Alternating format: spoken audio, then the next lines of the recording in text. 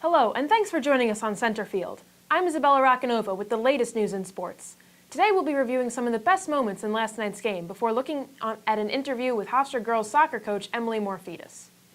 The Mets were hosting the Nationals in their final game before the All-Star break, both teams looking to end the first half of the season on a high note.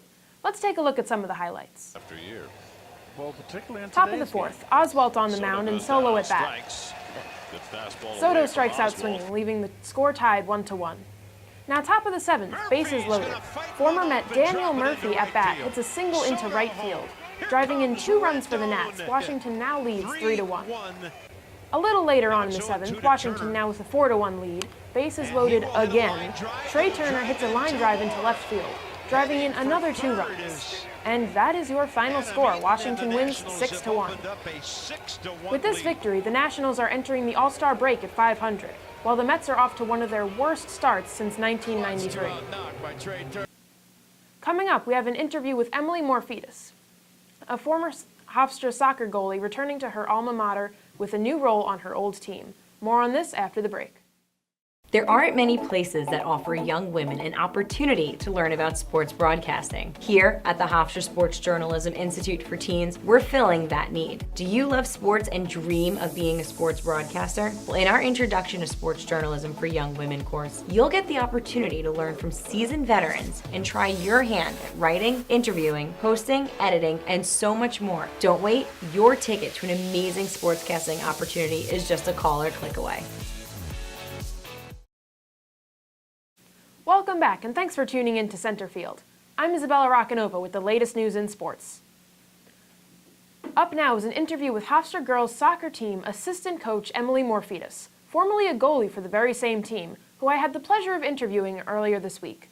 We spoke about her experiences coaching and how exactly she ended up coaching her old team. Did you always want to coach? I didn't really know what I wanted to do. It's funny you say that because I'll tell you a little story. My junior year, I still hadn't declared, and I went into my academic advisor's office. Michelle, give me a major that doesn't require public speaking as an elective. No joke. She gave me a list. I looked down and I was like, you know what? I love Criminal Minds. I could watch that show all day. So I'll do criminology. And that's how I picked my major. I don't recommend that to anybody. Don't pick it like that. But So I didn't really know what I wanted to do, and it wasn't until my senior year where I got an injury that ended my senior year where I was able to be on the sideline that I was like, oh, like I can kind of see myself here. I actually enjoy this side of it, and it was from that that I kind of realised that maybe coaching is maybe where I want to go, and the rest is history. What's it like coaching the same team that you used to play on? It's awesome being here. I actually played for, the same AD and the administration and all the coaches. So it was tough in the, right at the beginning where you're making that transition over and them kind of seeing you as a coach and somewhat as an equal than just a player here. So that took a little bit of a transition, and, me going from talking to them like they're my equal as opposed to kind of being a little bit more shy and timid because I was an athlete here. But being at your alma mater is great, and my support network is here, my foundation is here, my second family are here, so it's definitely made that transition for me into a coach a lot more easier, and I'm so comfortable here that I don't really see myself leaving. And what are some of your fondest memories of coaching?